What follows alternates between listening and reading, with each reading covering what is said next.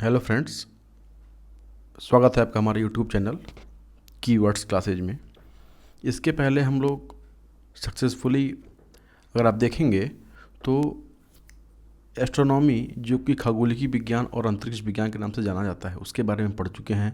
और उसके अंडर हम लोग अगर एक बार रिकैप करें तो सन के बारे में, मून, प्लैनेट्स, अर्थ के बारे में और अर्थ के रोटेशन के बारे में, या फिर डेवलपमेंट ऑफ ज्योग्राफी, भूगोल का विकास, ये सब चीज़ें हम लोग बहुत अच्छे से पढ़ चुके हैं और नोट्स के साथ, कॉन्सेप्ट के साथ पढ़ चुके हैं। अब इसके आगे हम एक यूनिट टच करेंगे जिसका नाम है जियोमॉर्फोलॉजी। तो उसके पहले कुछ इंपॉर्टेंट टर्म्स हैं जिनके बारे में जानना बहुत ज़रूरी है। उनको बिना जाने बगैर हम अगर क्लास आगे बढ़ाते हैं तो आगे आपको हर स्टेप पे प्रॉब्लम आएगी। तो इसी क्रम में आज शुरू करते हैं हम लोग इम्पोर्टेंट टर्म्स। जैसे कि पहला टर्म्स है, देखिएगा, आइलैंड क्या होता है। आइलैंड आप सुने होंगे, द्वीप, आइलैंड्स हिंदी में इन्हें द्वीप कहा जाता है। तो आइलैंड्स क्या होते हैं?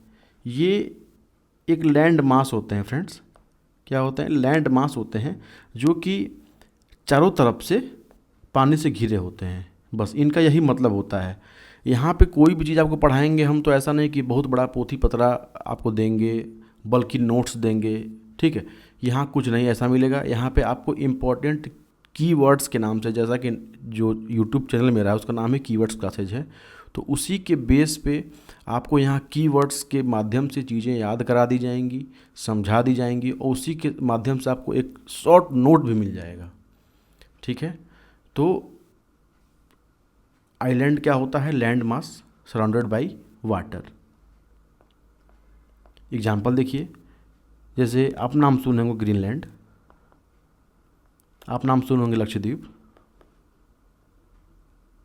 आपने ये भी सुना होगा कि अंडमान निकोबार भी है। तो ये सारे एटसेट्रा, ये सब आइलैंड के एग्जाम्पल हैं। तो इसी क्रम में एक क्वेश्चन आता है परीक्षा में कि आइलैंड जो हैं उनको क्रम से लगाइए या बढ़ते से घटते क्रम में उनको अरेंज करिए।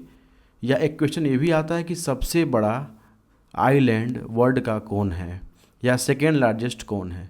तो यहाँ पे हम क्या करेंगे, लगे हाथ हम लोग आइलैंड का जो सीक्वेंस है ना, एरिया वाइज, उसको भी हम लोग यहाँ कवर कर लेंगे, ठीक है।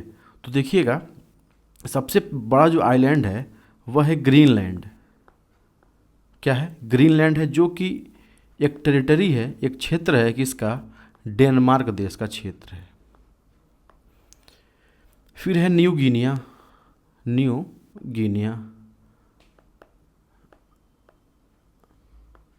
थर्ड वाला जो है उसका नाम है बोर्नियो। फोर्थ है मेडागास्कर, मेडागास्कर है। Baffin, Sumatra. फिर है होन्सू, ये जापान वाला है होन्सू। फिर है विक्टोरिया आइलैंड। 9th नंबर पर है ग्रेट ब्रिटेन। ये ध्यान दीजिएगा, इंपॉर्टेंट है, ग्रेट ब्रिटेन 9th नंबर पे आता है ये। और एक है 10वां एल्जमेयर, या एलिजमेयर भी बोलते हैं इसे। क्या बोलते हैं? एलिजमेयर भी बोलते हैं। तो ये आपके टॉप 10 क्या हैं? लार्जेस्ट, टॉप 10 लार्जेस्ट आइलैंड्स हैं फ्रेंड्स, ठीक है। तो आइलैंड्स यहाँ पे समाप्त हुआ। अब एक इम्पॉर्टेंट टर्म है, कॉन्टिनेंट क्या होता है? कॉन्टिनेंट, इसको हिंदी में हम लोग क्या बोलते हैं? महाद्वीप बोलते हैं। वो द्वीप था, ये महाद्वीप है। अब यही है कि बस यहाँ लग जाएगा कि large land mass surrounded by water, ये क्या हो जाएगा? कॉन्टिनेंट हो जाएगा। तो आप पिछली कक्षाओं में जब आप छोटे में पढ़े होंगे, 6, 7, 8 में पढ़े होंगे कि 7 महाद्वीप हैं, एशिया, अफ्रीका, ऐसा कुछ ना आप नाम सुना तो होगा ही ज़रूर। तो इसको हम क्या करेंगे, यहाँ पे एशिया को और अफ्रीका को नॉर्थ अमेरिका को, साउथ अमेरिका को, अंटार्कटिका को, ऑस्ट्रेलिया, यूरोप, ऐसे जो 7 महाद्वीप हैं उनको पॉपुलेशन वाइज और एरिया वाइज दोनों सीक्वेंस में लगा देंगे, जिससे कि अगर एग्जाम में क्वेश्चन आता है कि क्षेत्रफल बार या क्षेत्रफल की दृष्टि से कौन सा बड़ा है, कौन सा दूसरा है, कौन सा तीसरा है, कौन सा सबसे छोटा है, तो उसमें आपको कठिनाई ना हो। ठीक है, तो देखिएगा एशिया जो है ना अपना, एशिया यह पॉपुलेशन में भी और एरिया में भी दोनों में फर्स्ट आता है।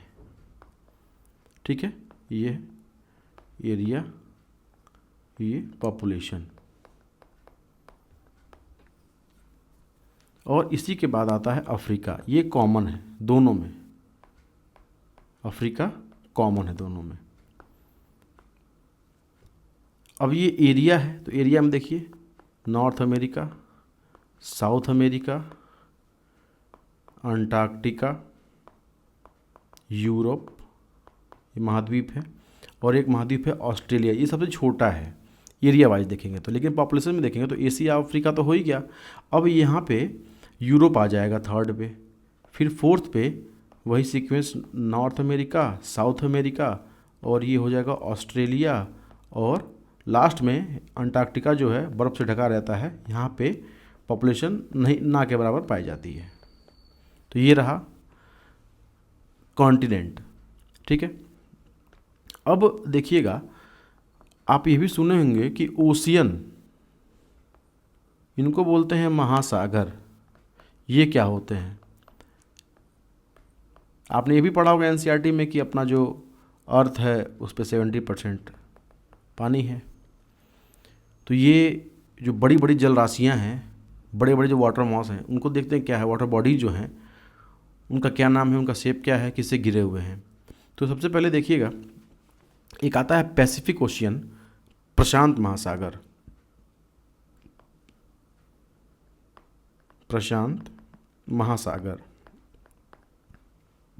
इसके इधर देखेंगे आप तो नॉर्थ अमेरिका मिलेगा, यहाँ देखेंगे तो ऐसे साउथ अमेरिका है, यहाँ पे आप देखेंगे तो ऑस्ट्रेलिया है, और इस साइड में इसके यानी कि पश्चिम में देखेंगे तो एशिया है।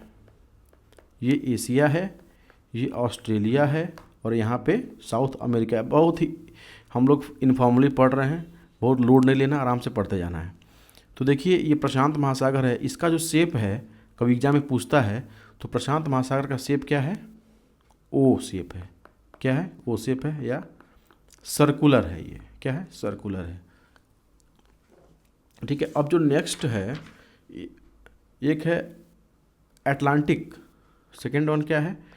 अटलांटिक ओशियन है, और इसकी जो बाउंड्री लगती है देखिएगा यहाँ पे एक आपका कॉन्टिनेंट है नॉर्थ अमेरिका, और यहाँ पे कॉन्टिनेंट है एक आपका साउथ अमेरिका। ठीक है, साउथ अमेरिका यहाँ पे है, और यहाँ पे आपका नॉर्थ अमेरिका है। ऐसे ये मतलब दिखाने के लिए केवल है, ऐसा नहीं है कि एग्जैक्ट ऐसा ही है। और फिर यहाँ पे यूरोप है, और यहाँ पे आपका अफ्रीका है ऐसे। तो यहाँ का जो शेप है अटलांटिक का, ये आपको शेप ऐसे दिखता है, एस आकार में ये दिखता है। तो एग्जाम में पूछता अगर कि कौन से महासागर का शेप एस आकार में है, तो अटलांटिक ओशियन का शेप एस आकार में है।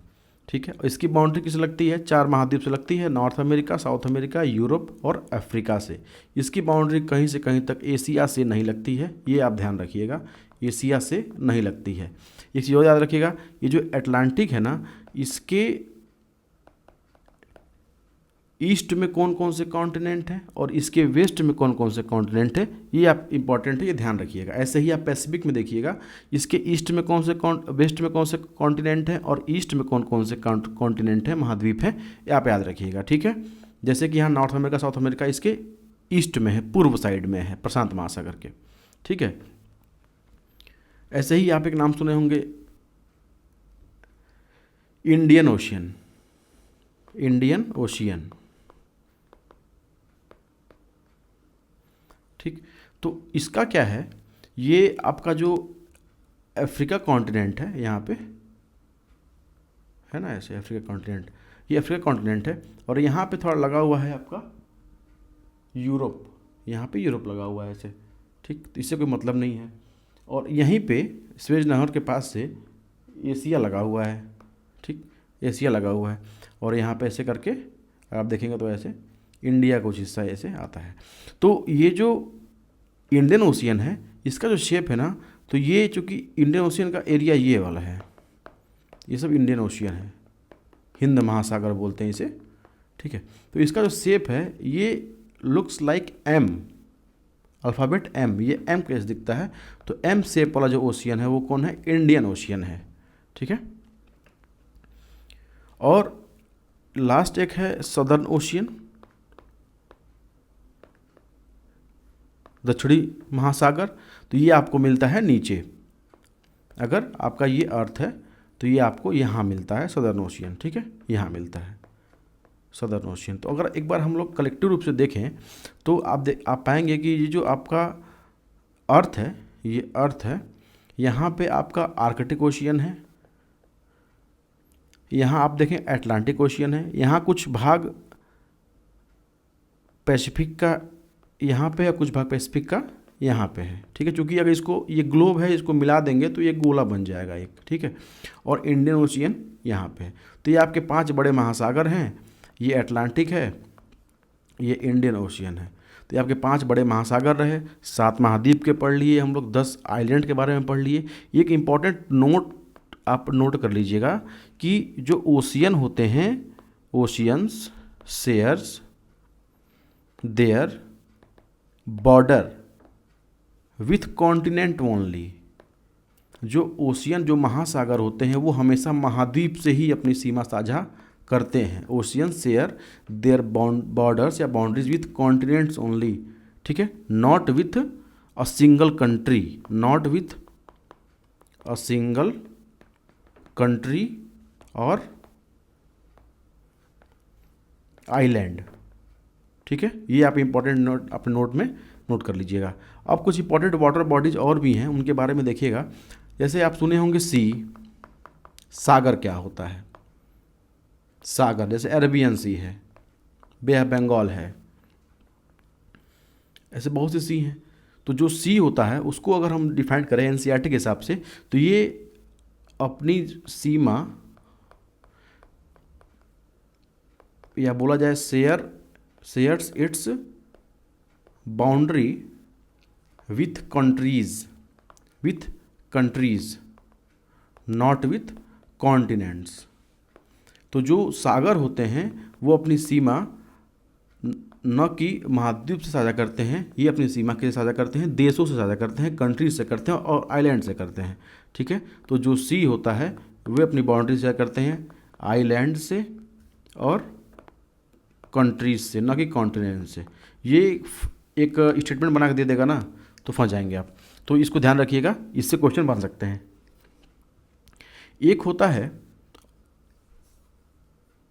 एक वर्ड है गल्फ और एक वर्ड है बे, जैसे गल्फ ऑफ मैक्सिको या बे ऑफ बंगाल या बे ऑफ फंडी, ठीक है। तो गल्फ ऑफ पनामा भी है। तो ऐसा वाटर बॉडी जिसके चारों तरफ लैंड मास हो, ऐसे कोई लैंड मास है, ठीक है, ये कोई लैंड मास है और इसके अंदर ये वाटर बॉडी है। और एक ऐसा ही इसी शेप का एक और एक वाटर बॉडी, इसके आसपास भी एक लैंड मास है, ठीक है। लेकिन क्या दोनों में डिफरेंस क्या है? हिंदी में देखेंगे ना तो हिंदी में दोनों खाड़ी ही बोलते हैं, खाड़ी और इसको खाड़ी हिंदी में, लेकिन इंग्लिश में इसको गल्फ और बे बोलते हैं। तो गल्फ जो होता है उसका जो माउथ होता है वो बड़ा होता है, ये लार्जर माउथ है इसका। लेकिन जो बे होता है इसका जो माउथ होता है वह छोटा होता है। याद कैसे करेंगे? तो जिसमें कम अल्फ़ाबेट्स हैं, बे, जिसको बोलने में कम समय लग रहा है उसमें मुंह कम खुल रहा है तो उसका मुंह स्मॉल होगा, और गल्फ बोलने में ज़्यादा समय लग रहा है, मुंह बड़ा खोलना पड़ रहा है तो उसका जो माउथ होगा वो बड़ा होगा, ठीक है। अब एक वर्ड है इंपॉर्टेंट, की वर्ड है बाइट। क्या होता है बाइट? आप कोई चीज़ खाए होंगे तो बोलते हैं ना कि केवल एक बाइट दे दो। कुछ चीज़ मतलब किसी से मांगते हैं, भाई से मांगते हैं तो केवल एक बाइट दे दो, तो वो बाइट दूसरा है, ये बाइट दूसरा। लेकिन इसका शेप वो जो है बाइट जैसे ही कोई चीज़ आप खाइए मान लीजिए कोई केक है, कप केक है, इसको आप यहाँ से खाते हैं, काटते हैं अपने दांत से, तो ये ऐसे कट के ये निकल जाता है, उसी पे पड़ा हुआ है नाम इसका बाइट। तो ये जो बाइट है, यहाँ भी एक लैंड मास होगा, यहाँ भी एक लैंड मास होगा, यहाँ वाटर बॉडी होगी। तो आप देख रहे हैं कि इसका जो माउथ है और बड़ा है, और बड़ा है। जब कोई चीज़ काटेंगे तो भाई मुंह बड़ा खोलना ही पड़ेगा। तो ये क्या है, ये एक्स्ट्रा लार्ज है, ये क्या एक्स्ट्रा लार्ज है। तो अगर देखिए, तो अगर आप माउथ के ओपनिंग के आधार पर देखेंगे तो सबसे पहले आता है, सबसे बड़ा किसका आता है, बाइट का आता है, फिर गल्फ का आता है, और लास्ट वन जो होता है वो बे होता है। ठीक है, तो ये on the basis of opening of mouth, ठीक है, ये क्लासिफिकेशन है। अब देखिए एक वर्ड है स्ट्रेट। स्ट्रेट्स क्या होते हैं, ये क्या करते हैं, कनेक्ट्स टू वाटर बॉडीज़, ये दो वाटर बॉडीज़ को कनेक्ट करते हैं। ठीक है, जैसे मानिए कि ये एक वाटर बॉडी ये है और एक वाटर बॉडी ये है। ठीक है, इनको क्या कर रहे हैं, ये कनेक्ट कर रहे हैं। ये वाटर बॉडी है, ये वाटर बॉडी है, इनको क्या कर रहे हैं, ये देखिए ये वाटर बॉडी है, ये है लैंड मास 1 और ये है लैंड मास 2 कोई। ठीक है, तो ये जो स्ट्रेट्स होते हैं ये क्या करते हैं, यही स्ट्रेट है, यही कनेक्ट करते हैं किसको, दो वाटर बॉडीज़ को, किसी कोई दो ओशियन हो गया या दो आपका जैसे एक स्ट्रेट है, बेरिंग स्ट्रेट है, तो आर्कटिक ओशियन और प्रशांत महासागर के बीच में है। तो ऐसे बहुत सी स्ट्रेट हैं, इसको हम एक बार ना जब इंडिया वो वर्ल्ड मैप पढ़ेंगे तो सारे स्ट्रेट के बारे में, गल्फ के बारे में, सी के बारे में बहुत क्लासिफिकेशन अच्छे से पढ़ेंगे, और हर कंट्री का अलग, हर कॉन्टिनेंट का अलग, छोटा बड़ा सब कुछ पढ़ेंगे। ठीक है, तो बस अब यहाँ समझिए कि स्ट्रेट क्या होता है। अब एक वर्ड है इस्थमस। इस्थमस क्या होता है, ये क्या करता है, उल्टा होता है स्ट्रेट का, अगर देखें तो कनेक्ट टू लैंड मासेज, ये दो लैंड मास को कनेक्ट करता है, और स्ट्रेट क्या करता है, वाटर बॉडी को कनेक्ट करता है। ठीक है, अब एक वर्ड आता है चैनल। क्या होता है चैनल, आप नाम सुनोगे इंग्लिश चैनल, तो ये है नैरोवर देन स्ट्रेट, ये स्ट्रेट का ही रूप है लेकिन स्ट्रेट से पतला है, स्ट्रेट से नैरो है, छोटा है या पतला है चैनल। तो इसका मतलब चैनल भी जो होता है वो भी दो वाटर बॉडी को क्या करता है, कनेक्ट करता है, ध्यान दीजिएगा। अब एक वर्ड है लास्ट में पेनिनसुला। क्या होता है, आप सुने होंगे पेनिनसुला, इसको हिंदी में बोलते हैं प्रायद्वीप। क्या बोलते हैं, प्रायद्वीप बोलते हैं। हाँ, स्ट्रेट को जो बोलते हैं इसे बोलते हैं हिंदी में जल संधि, जल संधि बोलते हैं, इसको याद रखिएगा। प्रायद्वीप क्या होता है, ये एक ऐसा लैंड मास जो कि तीन तरफ से पानी से घिरा हो, जैसे ऐसे हो गया कोई, तो तीन तरफ से ये एक लैंड मास है, ये भी लैंड है, तो ये तीन तरफ से पानी से घिरा हुआ है।